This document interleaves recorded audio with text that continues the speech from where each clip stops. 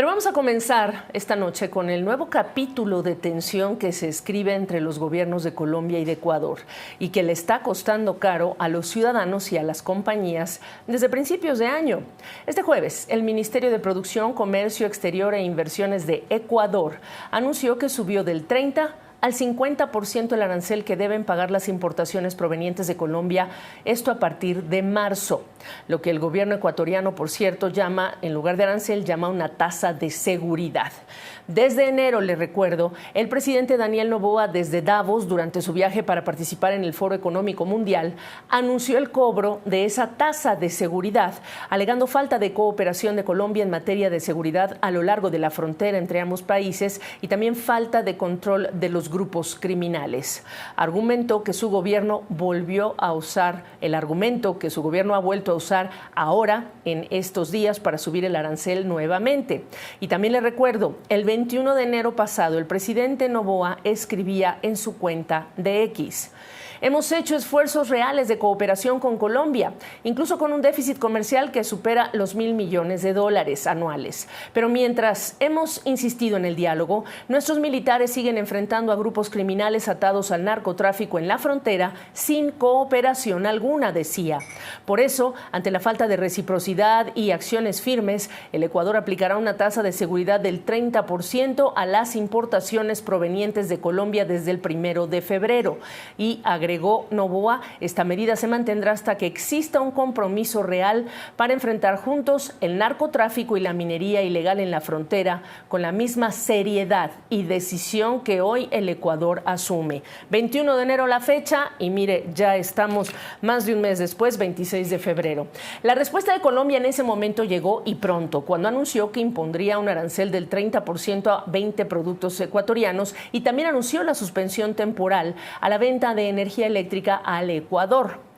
Antes del anuncio de hoy, de este jueves, hace 2 días, el gobierno colombiano anunció también un 30% de arancel recíproco y de seguridad nacional sobre más de 60 productos del Ecuador y medidas para restringir también el ingreso de bienes del Ecuador por razones de seguridad nacional, de bienes que llegaran de Colombia. Esto mediante un decreto y son varios bienes.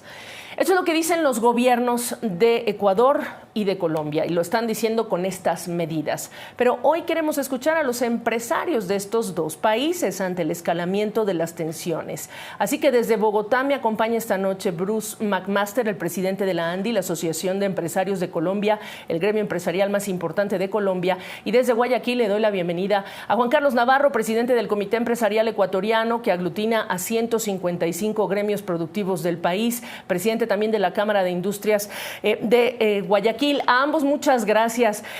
Yo quiero preguntarles, ¿cuál es su primera reacción ante esto que no para de escalar? Empezamos, si quieres, contigo, Bruce.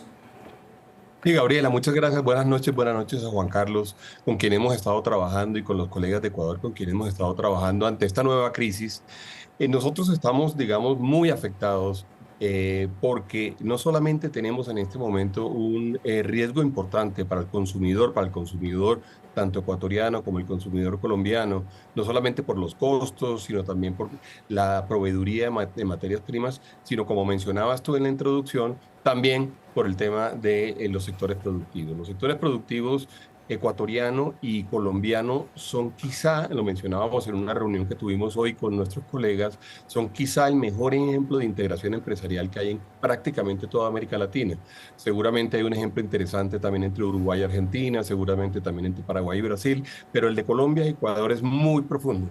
Y en este momento se está poniendo en peligro la estabilidad de las empresas, la estabilidad del consumidor, por temas que, por cierto, no tienen que ver con nuestra actividad. Nosotros poco tenemos que ver realmente con los temas de seguridad y poco podemos influir en los temas de seguridad. De manera que estamos muy preocupados, Gabriela. Juan Carlos Navarro, te escuchamos. Buenas noches. Buenas noches, Gabriela. Buenas noches, Bruce. Bueno, como dice Bruce, nosotros estamos también muy preocupados al lado ecuatoriano. Inmediatamente fueron anunciadas las medidas. Mantuvimos contacto inmediatamente con Bruce y con la secretaria general de la CAN, porque este tipo de medidas comerciales de choque genera un impacto directo en las cadenas productivas, en el empleo y en la estabilidad del comercio bilateral. Como lo dice Bruce, nosotros hemos sido países hermanos, hemos estado sumamente integrados, no solamente en la parte comercial, sino por costumbres. Desde el sector productivo no estamos de acuerdo con una escala arancelaria como mecanismo para resolver un problema de seguridad, porque son ámbitos distintos. Entendemos plenamente la preocupación del gobierno ecuatoriano en materia de seguridad nacional, pero el comercio no puede convertirse o no debería convertirse en una herramienta de presión, porque termina afectando a las empresas, a los consumidores y sobre todo el empleo formal de ambos países.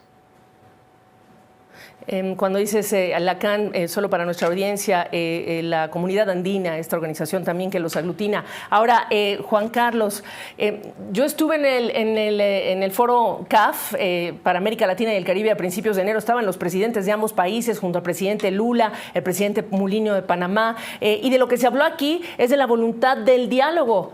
¿Qué pasó con el diálogo, Juan Carlos, entre los gobiernos? E incluso ustedes han tenido ese diálogo también con las autoridades de tu país, del Ecuador, para decirles, esta no es la manera. Sí, a ver, nosotros hemos conversado con la canciller Sommerfeld aquí. El diálogo se trató de buscar en Panamá, lamentablemente por un tema del país, el presidente tuvo que regresar. Sé, porque he conversado con la canciller, de que ha habido la voluntad de parte del gobierno ecuatoriano de generar este tipo de diálogo. Hubo una invitación para que venga el presidente Petro al Ecuador. Lamentablemente, por algún tema que desconozco, él no pudo venir y vinieron la canciller con un grupo de gente del gobierno. Se reunieron, lamentablemente no se llegó a un acuerdo, no hubo un acuerdo formal en cuanto a lo que necesitaba el Ecuador en temas de seguridad, como bien lo viene pidiendo la canciller ecuatoriana, y las medidas que el gobierno colombiano aducía que sí estaban haciendo. Entonces, lamentablemente, como bien lo estamos diciendo, son temas de seguridad si bien son válidos, no deberían de ser afectados en el tema comercial, porque nos afectamos no solamente el sector productivo, se afecta el empleo, se afectan las arcas. Es una escalada, es una cadena productiva la que se está afectando completamente. Bueno, si hay voluntad no habría que ni viajar, porque con la voluntad con la que se ha hecho el anuncio hoy está clarísimo que no tendría que viajar ningún funcionario para distender este asunto. Bruce, tú estabas también en Panamá, se habló mucho de diálogo, pero hay que predicar con el ejemplo. ¿En dónde está atorada la conversación? ¿Qué has hecho tú del lado de Colombia? Bueno, hemos hecho muchas cosas, hemos conversado con el gobierno colombiano. Hoy tuvimos, por ejemplo, oportunidad de reunirnos con el embajador también de Ecuador en Colombia, un poquito para escuchar cuál era la posición, cuál es la posición del gobierno. Yo entiendo y nosotros entendemos, el sector empresarial de los dos países entiende el desafío de seguridad que existe en la frontera, Gabriela. Gracias. Es verdad que esa frontera es una frontera que es sujeta, digamos, de ataques de grupos criminales. Es verdad que también Ecuador de alguna forma siente que esos grupos criminales deben ser atacados o deben ser combatidos, especialmente por parte de Colombia. Nosotros creemos que eso es cierto. También uno pudiera decir el Estado ecuatoriano probablemente no tiene las capacidades para combatir lo que tiene, por ejemplo, Colombia, que históricamente ha estado metido en esta situación y esta escalada de violencia. Eso lo entendemos perfectamente. Lo que pasa es que si nos ponemos a ver al final del día, la violencia, ¿quién la sufre? La sufre la ciudadanía especialmente, la sufren los pueblos de los dos países. Es decir, las principales víctimas de la violencia son los pueblos. Y lo que estamos haciendo en este momento, por las posiciones un poco intransigentes y de faltas de diálogo, es justamente ponerle un problema adicional, un problema que además hemos podido evitar, un problema evitable a los pueblos y a los mercados. Los consumidores van a terminar pagando mucho más.